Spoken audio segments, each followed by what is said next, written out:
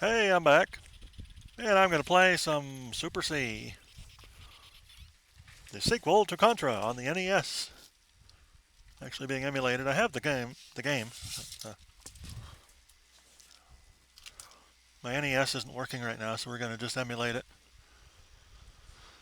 Uh, I played this a lot in high school. I really wanted regular Contra, but I couldn't find it. So I got Super C, learned to play it.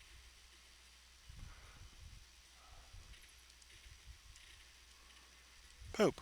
I missed the thing. Oh well.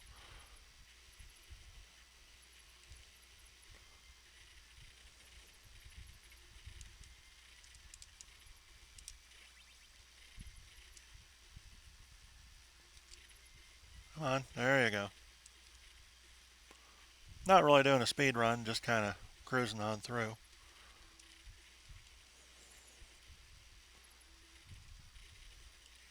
Like falling down. I'm going home!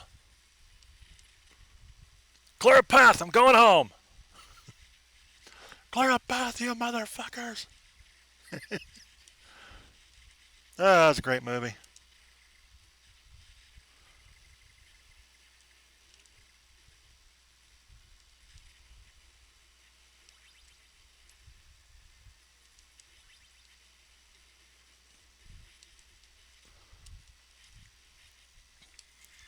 I'm gonna make a mod for Contra or Super C where you're like William Foster.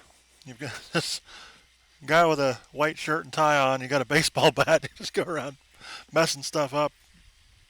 Like, well, basically just hitting these guys with a ball bat.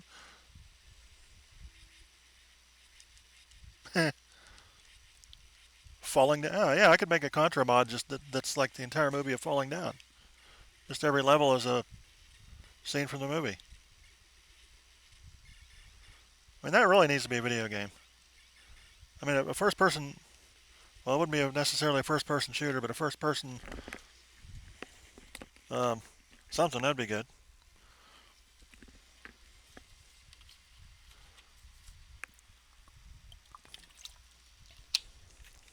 NES version of that would be kind of hard, but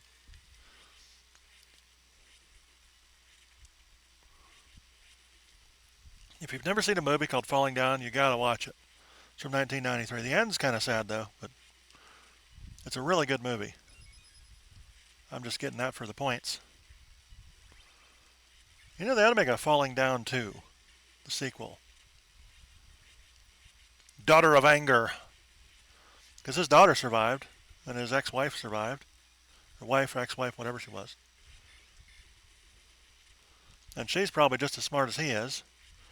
Maybe she became an aerospace engineer. Maybe she's disgruntled. So maybe she works for a defense contractor that's building remote-controlled bulldozers for the Israelis, and then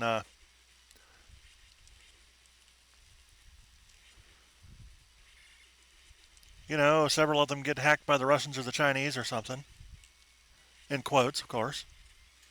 And they just go on a rampage when she gets laid off or fired or whatever. Or replaced or something. AI replaces her or whatever.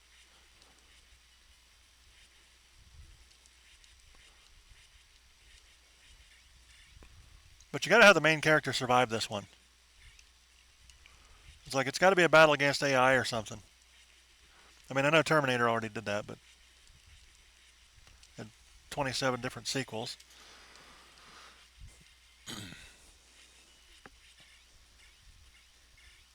Well, that could actually be a real narrative of the times.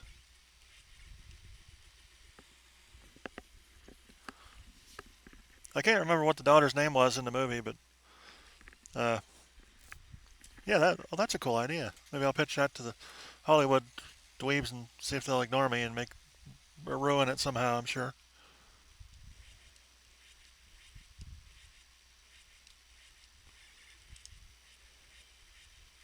Everything new, they always find a way to ruin it. Like you can't leave anything be good. You just got to make it suck. Just because, you know, if it doesn't suck, like people might actually be entertained.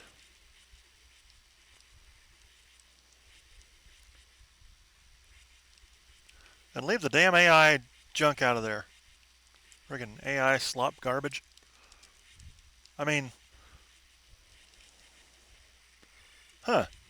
Well, maybe his daughter can fight against an evil AI company or something. Then they send a robot back in time to get rid. Oh, wait a minute! No, somebody already did that.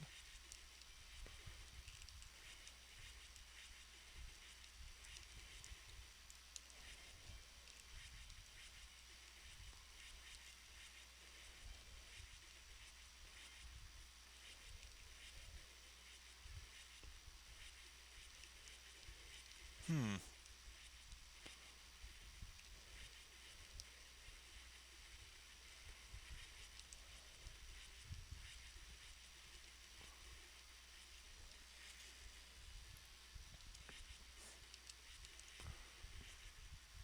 I wonder how long it takes to write a movie script. Something I've never done before. Hey, who knows? That'll be the next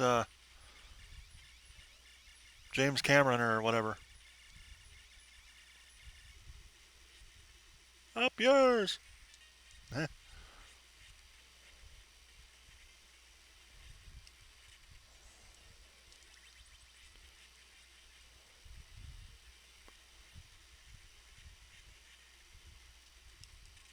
don't grab those because I got an S and an R, which is good. I'd say the top weapon in this game, because the laser sucks. The laser is actually half-assed decent in the arcade version. Well, Contra, not Super C. I don't know. Is there an arcade version of Super C? I'll have to check. All right, come on, hurry up, hurry up, go, go, go, go, go. I'm tired. I'm caffeinated and I want to go.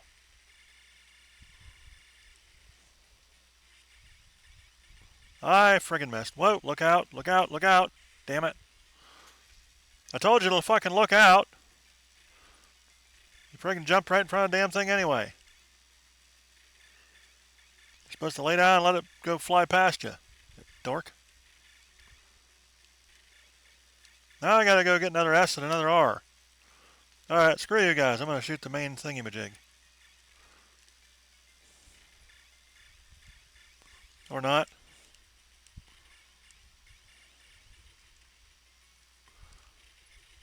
You know, the majority of the time I ever played this game, it was in a haunted house. I used to live in this house, this old farmhouse behind this big old barn. Well, when we first moved there, the barn had burnt down. The barn burned down in '83, and we moved there in 1987 or '88. The current landlord of our old place threw us out because his son got married, and he gave the house that we were living in to his son and his daughter-in-law. And then he had another couple houses, so that he fixed the one up a little bit. I mean, it wasn't the best of places, it's kind of a dump, but I liked it. A big old 8-room brick farmhouse. It was behind this burnt down barn. The barn is built like 1856, I think.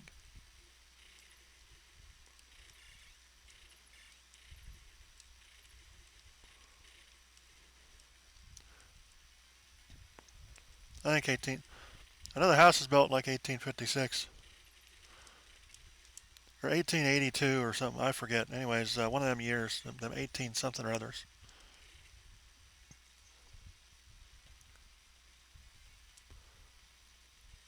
So this is a big old farmhouse that was drafty and everything else. And this place, it just felt weird when we got there at first. And the longer we stayed there, the weirder it got. Now, mind you, everybody who's ever lived in that house has fallen into financial and or medical ruin. Every single family who's ever lived there. Ah.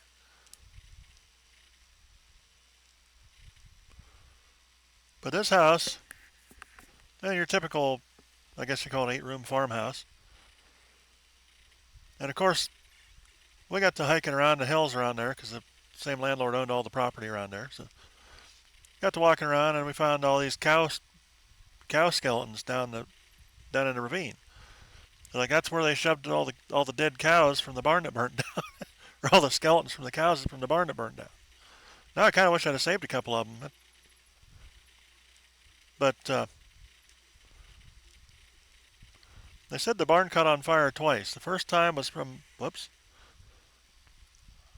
One of the times was from an electrical fire. The other time was from smoking, and I can't remember which is which. But the second time it burned all the way down. That was 1983. We watched it from the other house because it was right down the hill. I mean, you could see the orange glow on the horizon right up on top of the hill there. Man, and that thing has some television reception now. That's like the best TV reception. We were picking up channels from Steubenville, Whaling, West Virginia, Cleveland, Pittsburgh. We were halfway between Cleveland and Pittsburgh. It was on one of the highest points in Mahoning County in Ohio. Elevation, I think, was like 14 or 1,500 feet, something like that. It was up there. Right up the road from the Roller Road Tower site, which of course isn't there anymore, but yeah, whatever. Anyways, of course, we weren't all the way up the hill either. And the weird thing was that place always got hit by lightning, and it got hit by lightning more than once. A lot of the times it was even in the same spot. Like we had several trees out there that had been hit 3-4 times at least that we knew of. I mean, the tree line out by the creek, on the other side of the creek, the big old lilac bush, the great big old walnut tree, the maple tree, and the oak tree. I mean, it like the water well had pits in it from getting hit by lightning. The well casing, that place was just nuts. I mean, I've never seen some even like it was like a tower site almost, except there's no tower. And it had been hit by lightning well before we lived there. I mean, the one time was the best. I was standing there talking to my father in the living room while we were watching TV. I was getting ready to go do something. I forget. And he looked kind of bored with what I was saying like he usually did.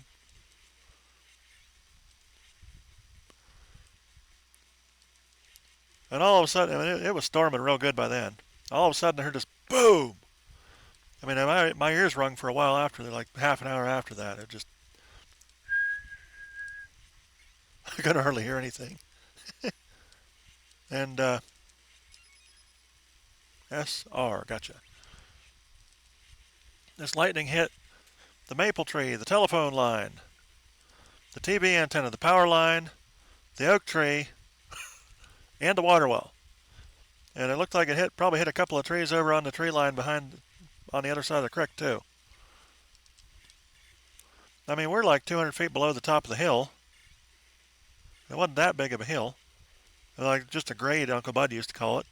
They made fun of our hill. It wasn't really a hill. Anyways, so my ears are ringing. The TV's totally dead. The VCR's dead. Phone's dead. The answering machine's completely dead. I mean, this lightning, when it hit the TV, when it hit the TV antenna, it vaporized. We had my TV upstairs, my parents' TV, and the VCR downstairs, and everything else hooked up together to the antenna.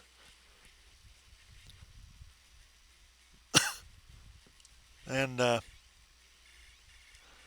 when that lightning hit, it vaporized every single one of those little transformer boxes, from 300 ohm to 75 ohm, like the twin lead to coax adapters. We had a few of those on the back of there for different stuff. And it vaporized every single one of them. You could see this metallic, like this big puff of metallic looking smoke come out of the back of the TV when it got hit. And this flash on the inside of the living room. It made this metallic stain on the back of the wall, on the wall behind the TV that we could never get rid of. This 70s wood paneling we had that the landlord put in before we moved in because the plaster's falling off the walls. Whoops. The plaster kept on falling off the walls. The wood paneling down there would be bulging.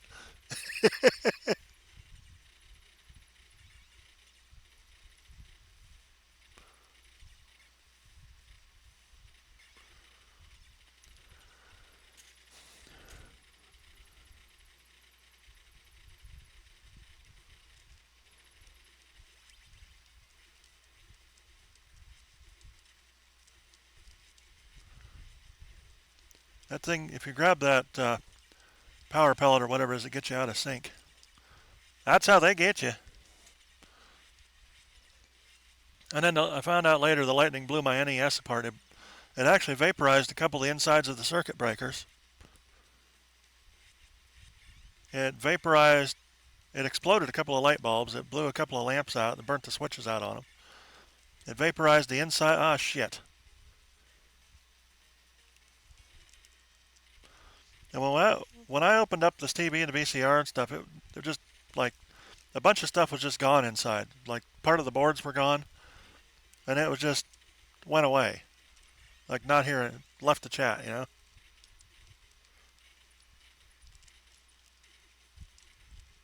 Why am I so bad at this all of a sudden? There we go. It was nuts. I'd never had a direct lightning strike before. I've seen it hit my transmitter sites now, but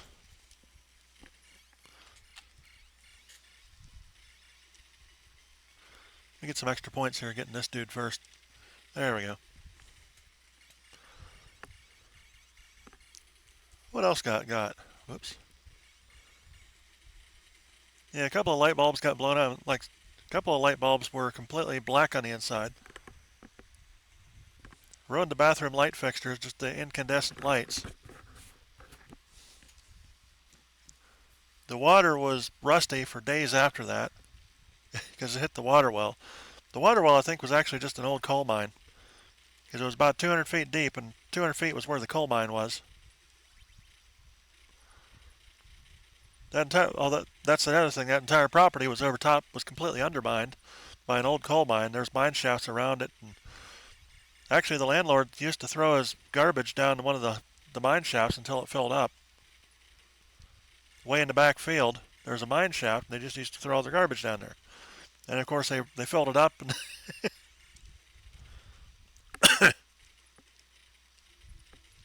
it wouldn't take no more garbage, and they had to actually pay somebody.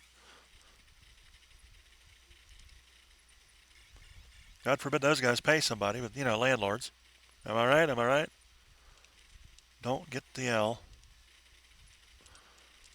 Lasers are for losers. At least in this game.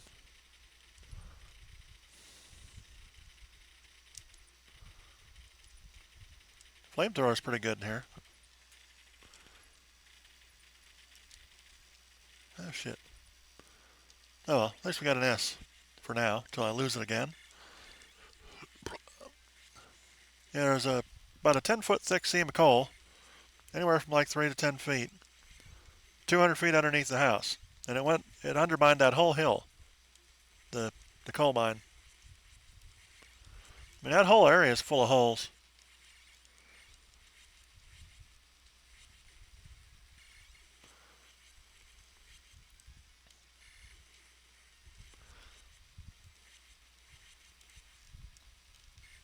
Ah, damn it. Too close.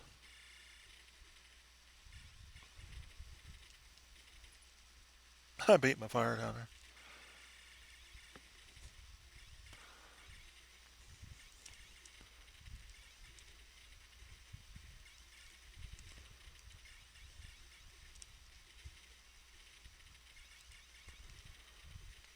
So eventually well, we'll keep on going with this subject for right now.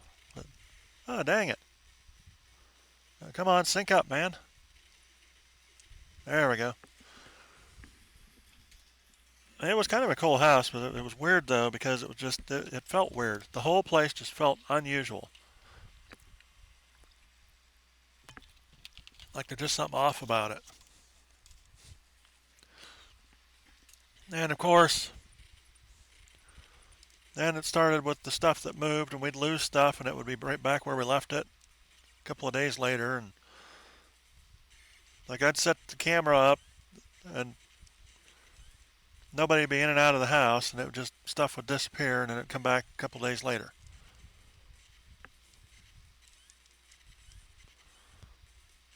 I had a TI-82 calculator do that.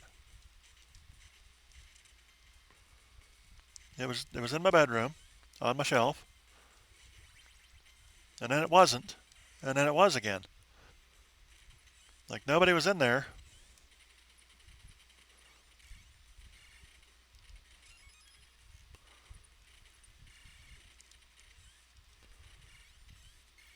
That's one of them things. What else happened in there? All kinds of crazy shit happened. The one time, my mother's cat had kittens, and she was on the couch. So there was this blanket on the couch. The kittens were laying on this blanket. The mother cat just got up and left, and my mother's butt print was still in the blanket on the couch. So she wanted me to take a picture of the kittens. So I took a picture of the kittens. This was like 1998. I was, I think, finishing high school up. 98 or 99. So I take a picture. We go get it developed, and sitting in the butt print on the couch next to the kittens, there's a red figure. It was a blurry red figure, orangish red.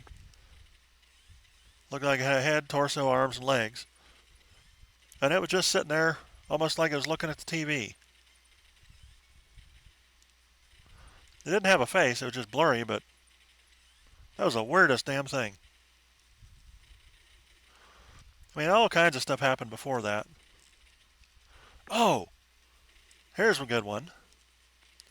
My closet door used to open by itself in the middle of the night. There was an older. Now most of the doors inside this house had those old latches on them where you go. You either push down on the little thumb handle, or you pull up on the little handle inside the room, and it unlocks it. It raises that little bar that unlocks the latch, because it was 1800s tech and they just never upgraded it. So the closet inside of my bedroom was built a little bit later than the rest of the house. It looked like it was added on. It wasn't made out of the same materials and stuff. It was just kind of tacked on there because somebody wanted a closet. And the closet had about a 30s or 40s maybe doorknob set on it.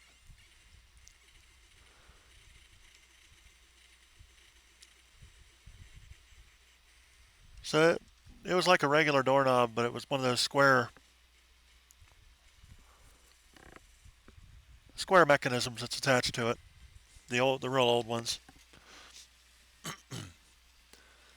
And it latched pretty good. I mean, there was nothing really wrong with it, but every so often, clunk, and it'd come open.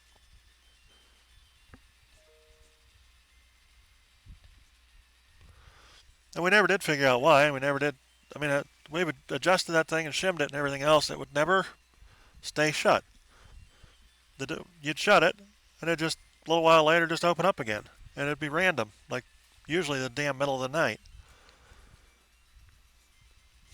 Huh. Let's take another run through this. Uh-oh. Why wouldn't my start button do anything?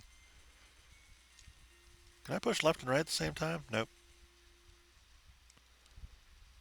There we go. There was the screwiest thing. Yeah, I'll just beat it twice in a row. How about that? I'll show you. Kind of enjoying talking about the house.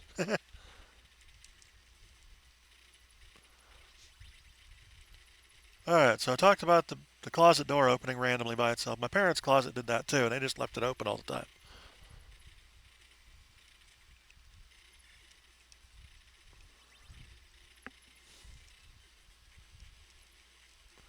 Then the hallway door, you can never keep that shut.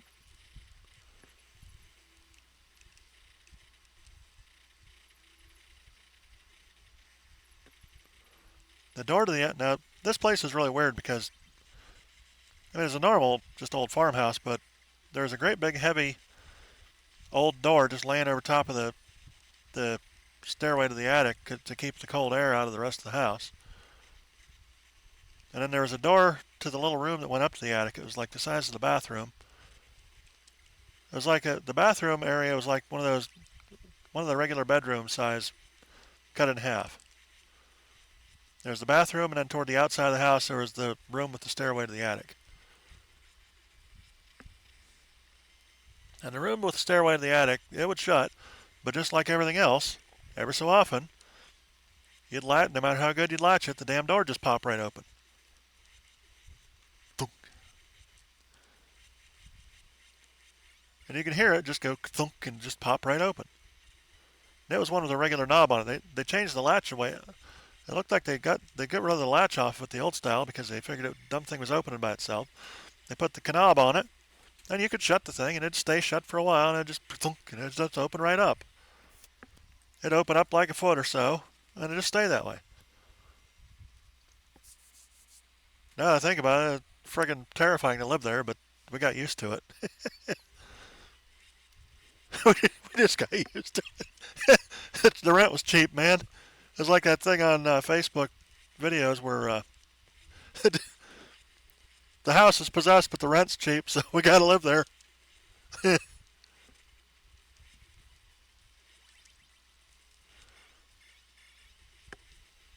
couple of the doors didn't open by themselves. Actually, just about every door that's inside the house opened automatically when it wasn't supposed to.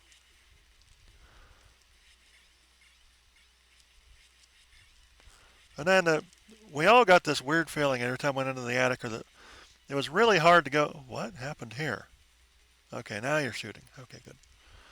It was hard for any of us to go into the attic or the cellar. Just as soon as you start going up or down the steps, or even into that little attic room before the steps to the attic, you just get this feeling like something terrible is going to happen. And once in a great while, this might have been the wind, or it might have been just the house shaking or whatever, but there was an old heavy solid wood door that you had to push up to get into the attic, and we usually left it propped open with a 2x4. And one time, this door went kaboom, fell in the middle of the damn night. Took us a while to figure out what it was. It just 2x4 was laying there, still there, and the old door. The entrance to the attic was just a rectangle cut out of the floor in the attic, because it was the attic. Nobody cared. It was all the way to one side of the house, one corner.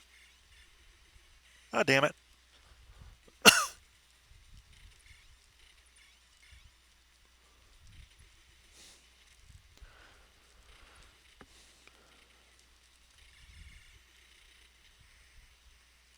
Now let me lay this out for you. So on the northwest side of the house is that attic room. It's probably, well, it's about the size of the bathroom. Looked like they just cut a small room in half and made the attic room. Then the bathroom had a little slope to the ceiling on one side of it because it was the steps that went through it. I wonder, I bet you they added that on later too because, well, in 1856 they didn't have bathrooms, did they?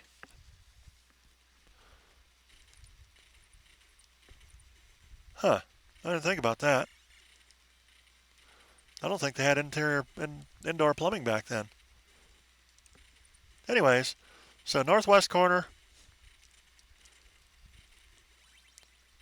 is the attic room. It's got on the very north wall of the house is where the steps went up to the attic. This is the second floor. Then east of there is the bathroom, and east of there was the spare bedroom. We kept all our sports stuff in there, and shotgun shell reloading press, and there was an extra bed my grandmother slept in on the weekends when she came over and stuff like that. She'd always come over to hang out with us on the weekends.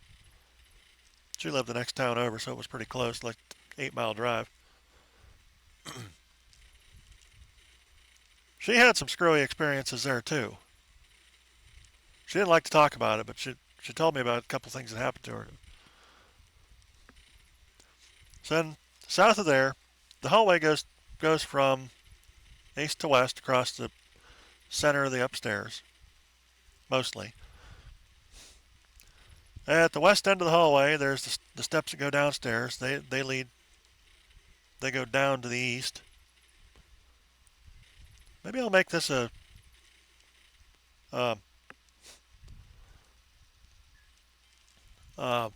text adventure game.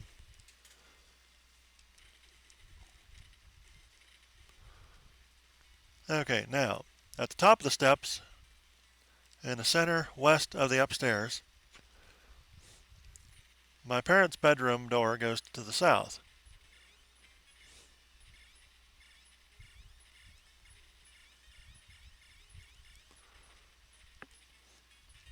And then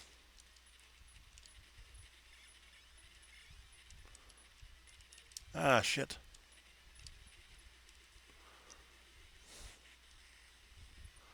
In the southeast corner of the house is my bedroom. And my bedroom, my parents' bedroom, had a door in between them we always kept shut. Just piled junk up in front of it because we never needed to use it. Well, I hope that was the right one. And then right next to the door to get into my parents' room was their closet. The door exited that to the south. It was on the north end of the room. And then my closet was in the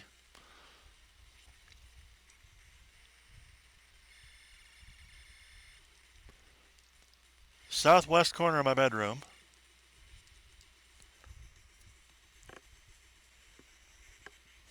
With the door facing east.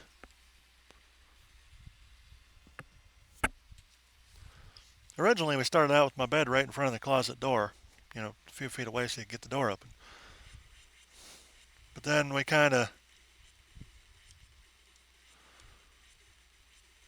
I couldn't sleep and bees kept getting in my bed and stinging me. That's another thing that happened to the house. In my bedroom only, bees would come and sting you. They'd get into bed and they'd sting me.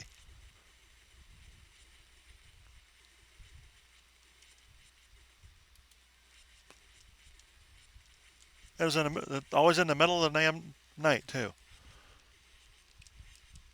That house, I'm telling you, this house was screwy.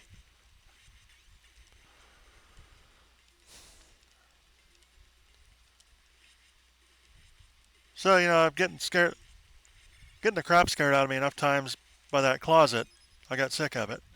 And my parents let me move my bed to the other side of the room. Because the closet door just opened by itself in the middle of the night. All the damn time.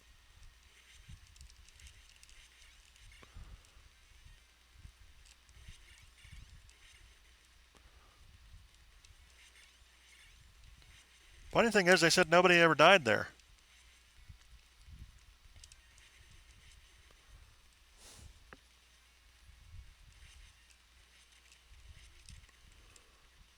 I don't know. So the other thing that would happen once in a while is my bedroom door would just pop open. And I usually kept it locked because,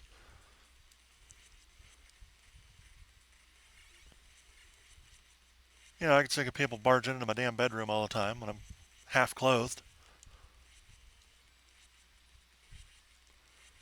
I ain't one to be looking at dirty pictures or nothing, but I just don't like people barging into my damn bedroom.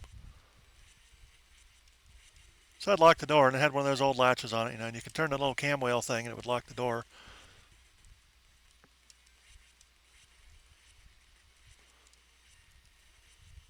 And I was sitting there a couple times. This happened. I'd be sitting there working on a computer. I think I was learning to program in 6502 assembly on my old. I had an old Pentium, and I had a 6502 and an Apple IIe.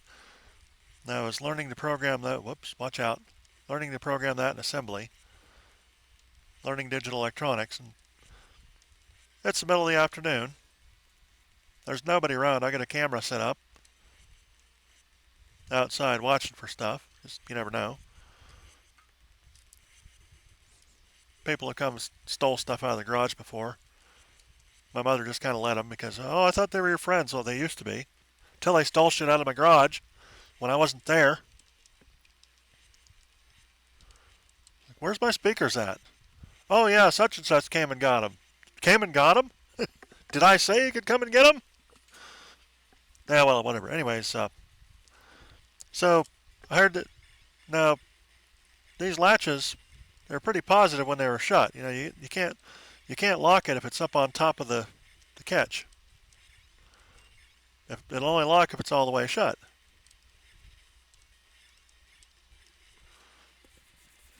So I'll be sitting there, or just sleeping, And there'd be this ka-chunk, like the old latches make. And the door just slowly creep open. It'd stop when it got all the damn way open. And it would open by itself anyway because the house leaned a little bit. Because it's a 150-year-old farmhouse at the time. Now it doesn't exist anymore. And I figured that the closet door and the bedroom door weren't because of the wind or because of the angle. Ah, shit. Because of the property settlement or whatever. That stuff was, whoops, fairly stable. Oh, man. Come on. Come on, brain. Get back in sync. They say, oh, it's the wind or it's this or it's that or the other. Nah. I would have felt the wind if it would have blown that door open that hard.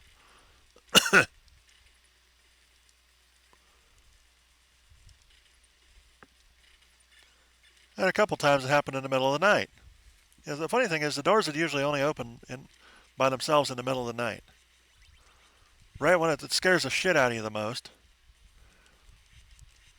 I verify that there's nobody else in the house but me. My mother in the next room doing dialysis.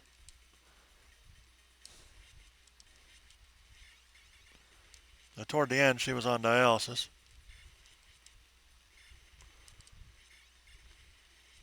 But yeah, just ka-chunk, and the door just creep open.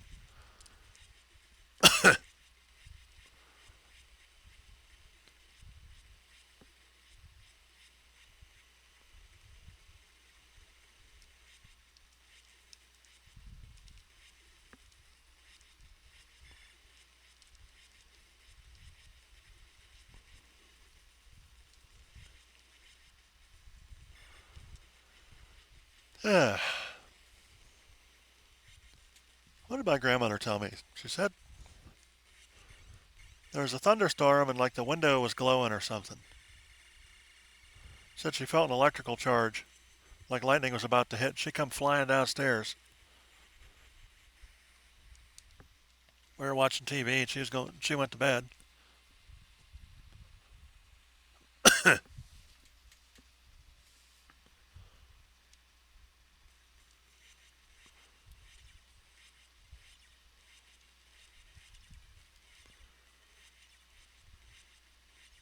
I always felt like somebody was watching that place too. Oh, and I had a cat who would always just stare at the wall in this one spot.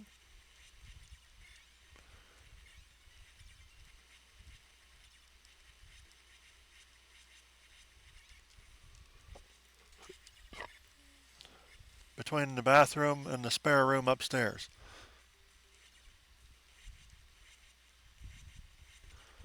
And she'd just stare. She wouldn't do anything else. She wouldn't meow. She wouldn't do nothing. She'd just stare. Like all night.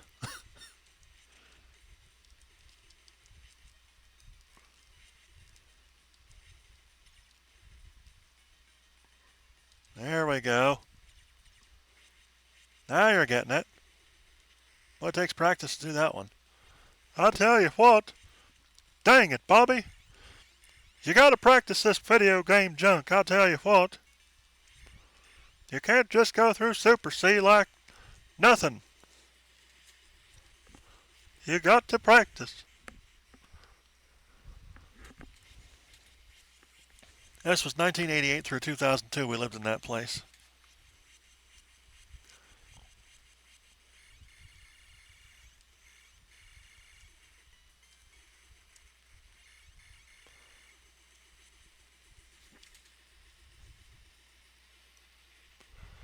And of course going up in the attic it's like this, like putting two north poles of a magnet together, just like felt like you just can't go any, it was like pushing past a physical resistance almost. Going in the cellar was the same way.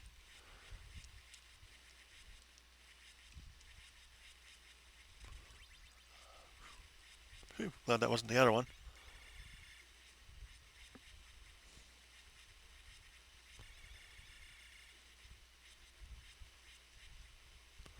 There was some weird writing. Oh, damn it.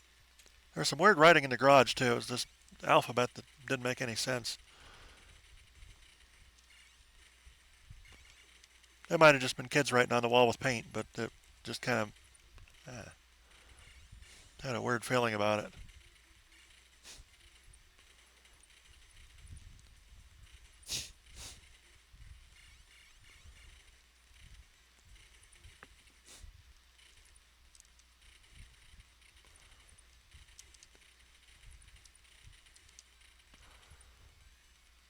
So we've covered the lightning, we've covered the door automatically opening by itself.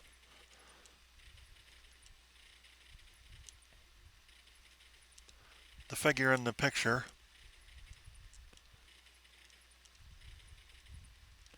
The electric would do weird stuff too. The lights would kind of flash. They would. And there wasn't anything on the line with them, but if you sat there and concentrated, and everybody could see it,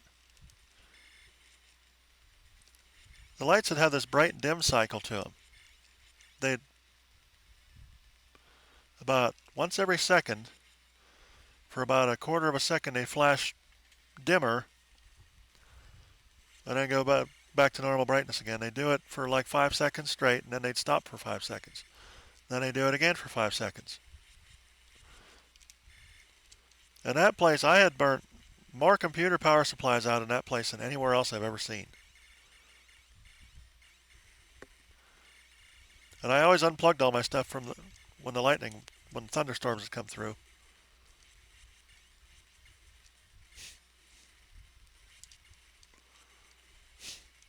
Especially after my Nintendo got blown up. Oh, when the lightning strike hit, my Nintendo got blown up internally. It was non-repairable. I could probably fix it now, but nobody could fix it back then. People nowadays, some of these guys just like, it's like, well, I mean, 80s tech is like banging rocks together anyway now. But the wall wart transformer of my Nintendo is blown completely apart.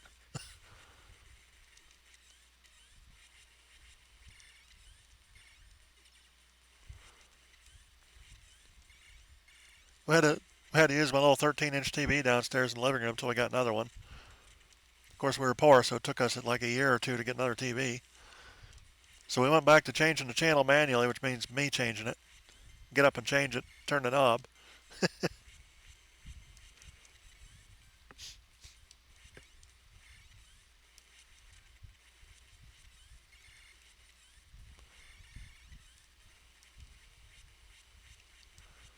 And I remember, now that was after the fuse box caught on fire. About 1988 or early 89, I was sitting there in the house, and all of a sudden it started looking real smoky. Like, what's going on here? I got no sense of smell, so I can't tell what's going on. Ah, dang it.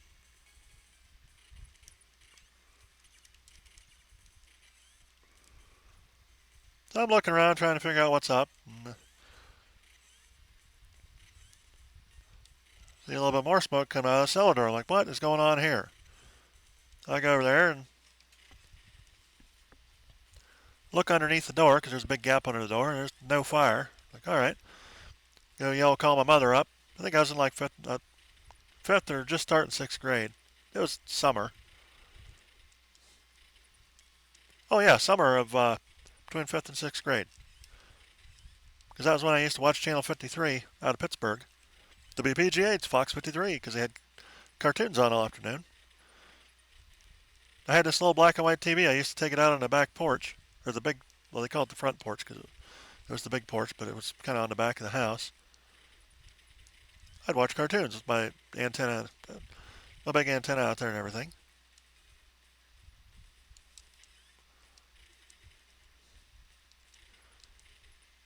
And I'm in the house, and I'm in the kitchen. There's a little bit of smoke wafting around.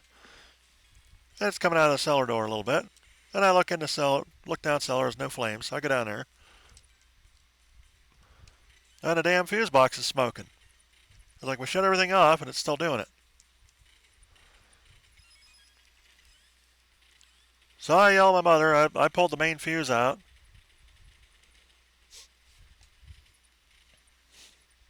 And she calls the landlord and they send an electrician out. It's like a day or so, I think. Oops. Whoa. Ouch.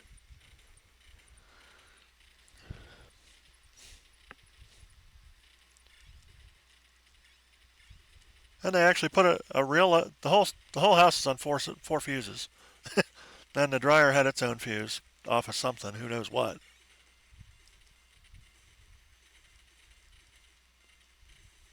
It was like one of them old four fuse panels for the whole house. 'Cause, I mean, when they put the electric in, they didn't use that much. And we didn't really use that much either. But just 3,000 years later, the thing just started catching on fire. Okay.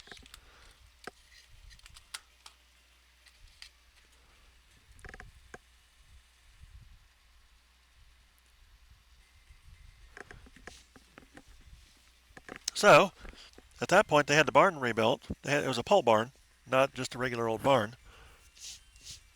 And they were using it to store hay. So I just went up there, plugged into the barn because it was still on. It didn't run off the house. They were teed off at the big transfer switch. They had a manual transfer switch, the PTO power generator that could hook up to it. And I went up to the barn, watched TV, watched my cartoons, and the electrician was down there working on the house. We were all good. Well, that's about it for now. Um, I guess we're done with this game. I played through it twice, and I've talked about the house for who knows how long. Um, well, hey, if you're still here, relate some scary stories about living in haunted houses down below in the comments. I'll see you uns later. I said I'll see you uns later.